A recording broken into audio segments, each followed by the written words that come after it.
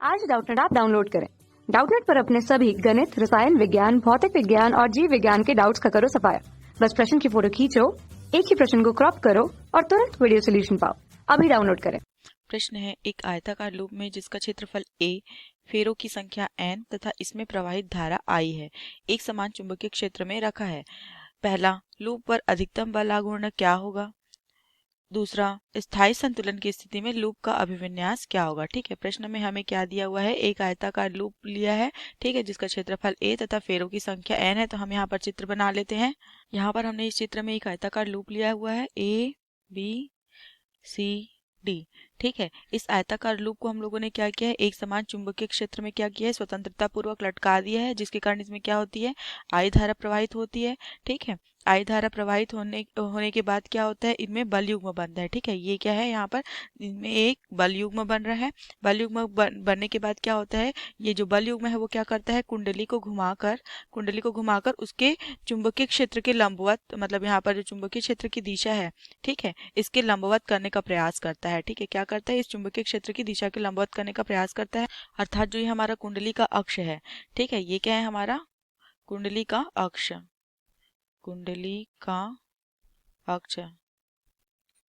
इस जो कुंडली के अक्ष है, ठीक है, उसको क्या करने का प्रयास करता है, चुंबकीय क्षेत्र के समानांतर करने का प्रयास करता है। ठीक है, मतलब इसको क्या कर रहा है कि यहाँ पर कुंडली को घुमाकर इसके तल को क्या कर रहा है, लंबवत करने का प्रयास कर रहा है चुंबकीय क्षेत्र के। ठीक है, और जो यहाँ पर कुंडली का अक्ष है उसको चुंबकीय क्षेत्र के समानांतर करने का प्रयास कर रहा है। ठीक है, जैसे कि यहाँ पर ये क्या है, कुंडली का अक्ष, ठीक है, ये क्या है, बल युग्म है, ये क्या है, एक बल युग्म है, कुंडली का अक्ष। और यहाँ पर क्या हो रहा है, इस कुंडली का अक्ष, ये जो है, ये क्या है, वो ये जो है चुंबकीय क्षेत्र है, एक समान चुंबकीय क्षेत्र है। यहाँ पर मान लेते हैं ये थीटा अंश का कोण बना रही है, इस थीटा को 0 करने का प्रयास किया जाता है। ठीक है, अब इसमें इस कुंडली में फेरों की संख्या को n ली हुई है, धारा जो है वो I दिया हुआ है और क्षेत्रफल जो है a दिया हुआ है। ठीक है, और मान लेते हैं कि यहाँ पर जो कुंडली की लंबाई है ए बी और बी सी।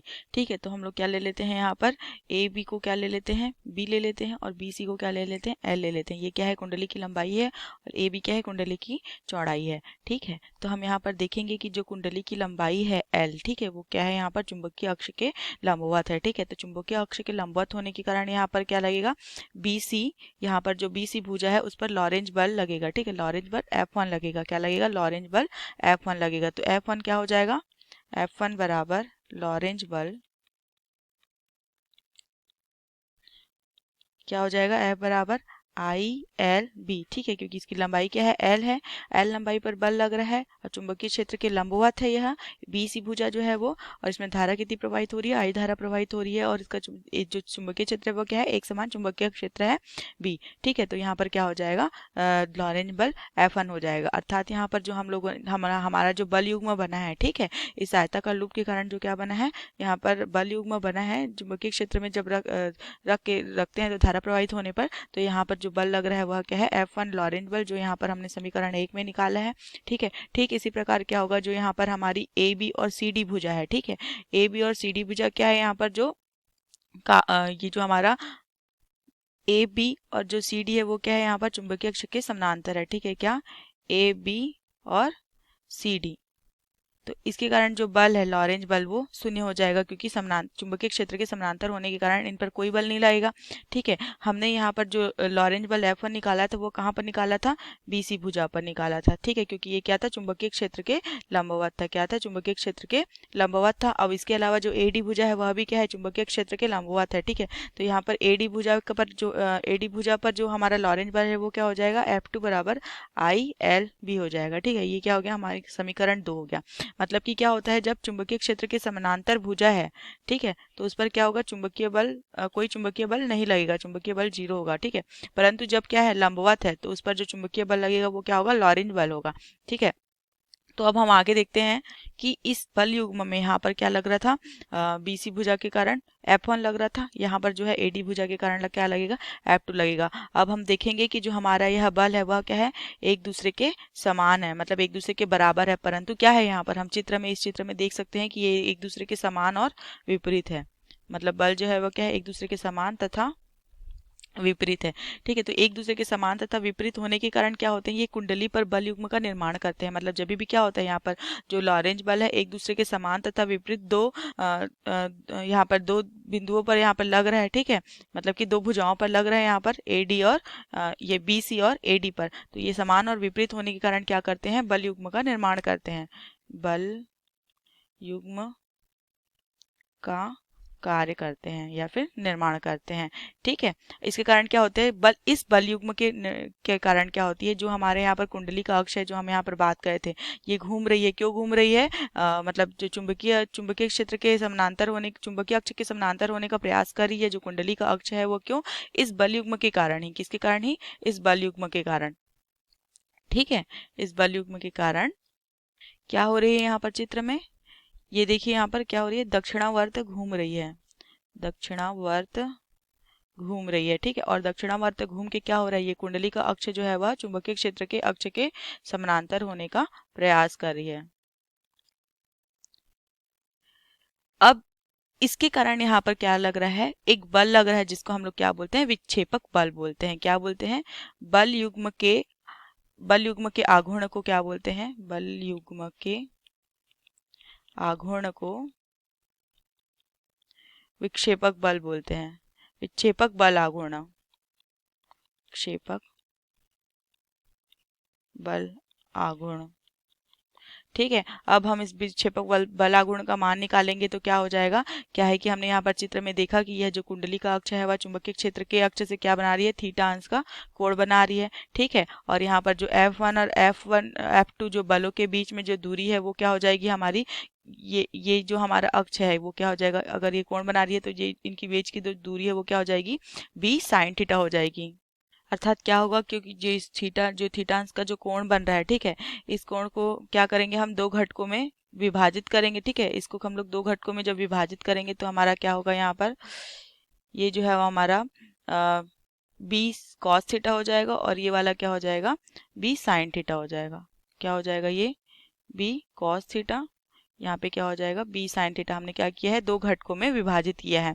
ठीक है, तो दो घटकों में विभाजित करने के कारण क्या हो जाएगा, ये मतलब यहाँ पर भी ये भी अक्ष होगा, तो यहाँ पर से भी थीटा अंश का कोण बनेगा। ठीक है, तो यहाँ पर जो दोनों बल युग्म के बीच की जो दूरी हो जाएगी वो क्या हो जाएगी, हमारी बी साइन थीटा हो जाएगी। ठीक है, अब हम यहाँ पर समझते हैं कि ये बी कॉस थीटा और बी साइन थीटा ही क्यों हो रही है, क्योंकि यहाँ पर जो चुंबकीय ये क्या है, ये जो चुंबकीय क्षेत्र का जो अक्ष है, ठीक है, ये क्या है, चुंबकीय क्षेत्र का अक्ष। तो इस चुंबकीय क्षेत्र के अक्ष के समानांतर जो भुजा है यहाँ पर आयताकार लूप की, वह क्या है, बी है। ठीक है, इस कारण हम लोग क्या कर रहे हैं, इस जो घटक है बी घटक को दो भागों में विभाजित कर रहे हैं। ठीक है, बी भुजा के घटक को, इस कारण ये क्या हो जा रही है, बी कॉस थीटा और बी साइन थीटा हो जा रही है। तो इस प्रकार जो F1 बल और F2 बल के बीच की जो लंबवत दूरी है वो क्या हो जा रही है, हमारी F1 व F2 के बीच की लंबवत दूरी बराबर क्या हो जा रही है, बी साइन थीटा। ठीक है, इतना समझ में आया। अब हमें क्या ज्ञात करना है, विक्षेपक बल आघूर्ण ज्ञात करना है। तो हम लोग क्या ज्ञात करेंगे, विक्षेपक बल आघूर्ण इन दोनों बल युग्मों के कारण ही क्या बन रहा है, इन दोनों बल युग्मों के कारण विक्षेपक बल आघूर्ण कार्य कर रहा है। ठीक है, तो ये जो विक्षेपक बल आघूर्ण है वह क्या हो जाएगा, इसको हम लोग टाउ से प्रदर्शित करते हैं। ये क्या हो जाएगा, बल गुणित दोनों बलों के बीच की दूरी। ठीक है, दोनों बलों के बीच की दूरी। ठीक है, ये क्या हो गया, विक्षेपक बल आघूर्ण हो गया। अब हम यहाँ पर मान रखेंगे, तो जो बल है उसका मान क्या है हमारे पास, ILB। ठीक है, और जो हमारे दोनों बलों के बीच की दूरी है वह क्या है हमारे पास, साइन थीटा। तो ये क्या हो गया, ILB बी साइन थीटा।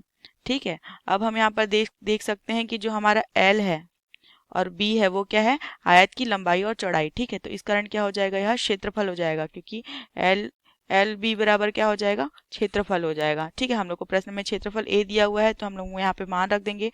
तो हमारा क्या हो जाएगा, ये IAB साइन थीटा। ठीक है, ये क्या हो गया, हमारा विक्षेपक बल आघूर्ण हो गया। ठीक है, अब हमारे पास प्रश्न में दिया हुआ है कि कुंडली में जो फेरों की संख्या है वो क्या है, n है।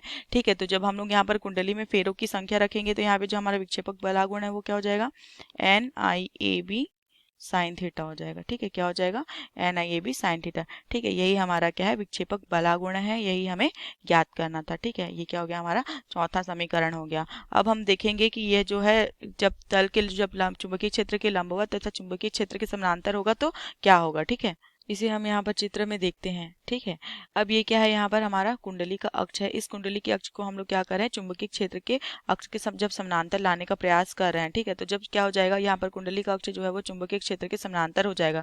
तो उस परिस्थिति में क्या हो जाएगा, थीटा बराबर 0 हो जाएगा। क्या हो जाएगा, थीटा बराबर 0 हो जाएगा। तो इस समय में जो हमारा बल आघूर्ण होगा, ठीक है, थीटा बराबर 0 होने के कारण यहाँ पर जो हमारा साइन 0 है वो क्या हो जाएगा, 0 हो जाएगा। ठीक है, इस कारण इस समय जो बल आघूर्ण है कुंडली पर वह क्या हो जाएगा, 0 हो जाएगा। अर्थात हमने क्या किया, कुंडली का जो हमारा अक्ष है, ठीक है, ये जो अक्ष था उसको चुंबकीय क्षेत्र के समानांतर लाके थीटा बराबर 0 करने का प्रयास किया। ठीक है, ठीक, अक्ष को चुंबकीय क्षेत्र के समानांतर, ठीक है, तो उस समय थीटा बराबर क्या हो गया, 0 हो गया, जिसके क्या हो गया, टाउ बराबर NIAB साइन 0। ठीक है, इससे क्या हो गया, हमारा जो पूरा बल आघूर्ण है वो क्या हो गया, 0 हो गया। ठीक है, ये क्या हो गया, हमारा समीकरण 5 हो गया। कब, जब थीटा बराबर 0 है तो। ठीक है, इसके विपरीत क्या होगा, जब हम लोग क्या करेंगे, ये थीटा का मान क्या होगा, 90 अंश होगा। मतलब जो कुंडली का अक्ष है वह क्या होगा, चुंबकीय क्षेत्र के लंबवत होगा। ठीक है, कुंडली का अक्ष चुंबकीय क्षेत्र के लंबवत होगा। तो उस समय क्या होगा, यहाँ पर हमारे पास यहाँ पर साइन थीटा में थीटा बराबर 90 रखने पर जो हमारा विक्षेपल बल आघूर्ण है वह क्या हो जाएगा, थीटा बराबर 90 अंश के लिए। अर्थात कुंडली का अक्ष जो है वह क्या रहेगा, कुंडली का अक्ष चुंबकीय क्षेत्र के लंबवत रहेगा। ठीक है, लंबवत। तो जो हमारा बल आघूर्ण है वह क्या होगा, टाउ बराबर NIAB साइन 90 अंश। ठीक है, तो साइन 90 अंश का मान क्या होता है, 1 होता है, इसलिए जो हमारा विक्षेपक बल आघूर्ण का मान क्या हो जाएगा, NIAB हो जाएगा। यह क्या है, विक्षेपक बल आघूर्ण का अधिकतम मान है। क्या है, विक्षेपक बल आघूर्ण का अधिकतम मान है। ये क्या हो गया, हमारा समीकरण 6 हो गया। ठीक है, तो इस प्रकार से हमने यहाँ पर क्या निकाला, अधिकतम बल आघूर्ण का मान निकाला। ठीक है, दिए गए प्रश्न में हमें पहला यही निकालने के लिए बोला था, अधिकतम बल आघूर्ण निकालने बोला था। ठीक है, तो यहाँ पर हमें अधिकतम बल आघूर्ण का मान मिलता है। इसके अलावा क्या होगा, जब यहाँ पर ये अधिकतम बल आघूर्ण रहेगा अर्थात थीटा बराबर 90 अंश रहेगा। ठीक है, यहाँ पर कुंडली का अक्ष जो है वह चुंबकीय क्षेत्र के लंबवत रहेगा। तो इस स्थिति में क्या हो रहा है, यहाँ पर चित्र में देख सकते हैं हम लोग, जब लंबवत है, ठीक है, जब हम लोग को क्या मिल रहा है, अधिकतम मान मिल रहा है, उस समय यहाँ पर बल तो लग रहा है। ठीक है, परंतु ये बल युग्म का निर्माण करते हैं तथा एक दूसरे के क्या है, समान तथा विपरीत है। ठीक है, इस कारण क्या कर देते हैं, एक दूसरे को निरस्त कर देते हैं। ठीक है, इस कारण इस परिस्थिति में नेट बल का मान क्या हो जाता है, नेट बल का मान 0 हो जाता है, क्योंकि ये क्या है, समान तथा विपरीत होने के कारण एक दूसरे को क्या कर दे रहे हैं, निरस्त कर दे रहे हैं। ठीक है, तो नेट बल का मान 0 हो गया, परंतु यहाँ पर इन बल युग्मों के निर्माण के कारण ही हमें क्या प्राप्त हुआ था, विक्षेपक बल आघूर्ण प्राप्त हुआ था। तो इस परिस्थिति में क्या हो रहा है, नेट बल 0 हो रहा है, परंतु विक्षेपक बल आघूर्ण का मान क्या है, अधिकतम है। कब, जब हमारा जो कुंडली का अक्ष है वह चुंबकीय क्षेत्र के लंबवत है, अर्थात थीटा बराबर 90 अंश के लिए। ठीक है, तो यहाँ पर हम देख सकते हैं थीटा बराबर 90 अंश के लिए हम लोगों को यहाँ पर बल आघूर्ण का मान, विक्षेपल बल आघूर्ण का मान अधिकतम मिला तथा यहाँ पर नेट बल का मान क्या हो गया, हमारा 0 हो गया। ठीक है, अब यहाँ पर नेट बल का मान 0 हो गया। इसके विपरीत क्या रहेगा, जब जो कुंडली का अक्ष है वह क्या रहेगा, चुंबकीय क्षेत्र के समानांतर रहेगा। कुंडली का अक्ष चुंबकीय क्षेत्र के समानांतर रहेगा, अर्थात यहाँ पर थीटा बराबर जब हमारा 0 था, जहाँ पर हमें क्या मिला है, यहाँ पर समीकरण 5 मिला है। इस परिस्थिति में हमें क्या मिला है, यहाँ पर क्या मिला है, हमें विक्षेपक बल आघूर्ण का मान 0 मिला है। ठीक है, और इसके लिए भी नेट बल भी क्या होगा, 0 होगा। अर्थात यहाँ पर इस परिस्थिति में जब कुंडली का अक्ष चुंबकीय क्षेत्र के समानांतर है, उस परिस्थिति में हमारा विक्षेपक बल आघूर्ण भी 0 है और हमारा नेट बल भी क्या है, 0 है। ठीक है, तो इस परिस्थिति को हम लोग क्या बोलते हैं, स्थायी संतुलन की स्थिति बोलते हैं। ठीक है, क्या बोलते हैं, स्थायी संतुलन की स्थिति बोलते हैं। तो हमें यहाँ पर प्रश्न में दूसरा प्रश्न पूछा है कि हमें स्थायी संतुलन की स्थिति में लूप का अभिविन्यास ज्ञात करना है। ठीक है, तो इस समय में हमने देखा कि जो लूप का अभिविन्यास है वह किस प्रकार से रहेगा, यहाँ पर जो हमारा क्या है, यहाँ पर कुंडली का अक्ष है वह चुंबकीय क्षेत्र के समानांतर रहेगा। ठीक है, और क्या यहाँ पर अक्ष जो है वो चुंबकीय क्षेत्र के समानांतर रहेगा, परंतु जो हमारा कुंडली का तल है, ठीक है, कुंडली का तल, ठीक है, तल क्या रहेगा, चुंबकीय क्षेत्र के लंबवत रहेगा। ठीक है, जो कुंडली का अक्ष है वो क्या है, चुंबकीय क्षेत्र के समानांतर है। ठीक है, और जो कुंडली का तल है वह क्या है, चुंबकीय क्षेत्र के लंबवत है। यही क्या है, ये स्थायी संतुलन की स्थिति में क्या है, स्थायी संतुलन की स्थिति में लूप का अभिविन्यास है। ठीक है, यही हमें ज्ञात करने के लिए बोला था। तो यहाँ पर हमारे दूसरे प्रश्न का उत्तर यही हो जाएगा कि कुंडली का तल चुंबकीय क्षेत्र के लंबवत होगा और कुंडली का अक्ष जो है चुंबकीय क्षेत्र के समानांतर होगा। इसे ही हम क्या बोल रहे हैं, स्थायी संतुलन की स्थिति बोल रहे हैं। स्थायी संतुलन की स्थिति, यही हमारे प्रश्न का उत्तर है। हमने यहाँ पे स्थायी संतुलन की स्थिति में यहाँ पर अभिविन्यास ज्ञात कर लिया। ठीक है, और क्या ज्ञात कर लिया, अधिकतम विक्षेपक बलागुण का मान ज्ञात कर लिया। धन्यवाद। कक्षा 6वीं से 12वीं से लेकर नीट, IIT, JEE वो एडवांस के लेवल तक 1 करोड़ से ज्यादा छात्रों का भरोसा। आज ही डाउनलोड करें डाउटनेट ऐप या व्हाट्सएप करें अपने सारे डाउट्स 8400 400 400 पर।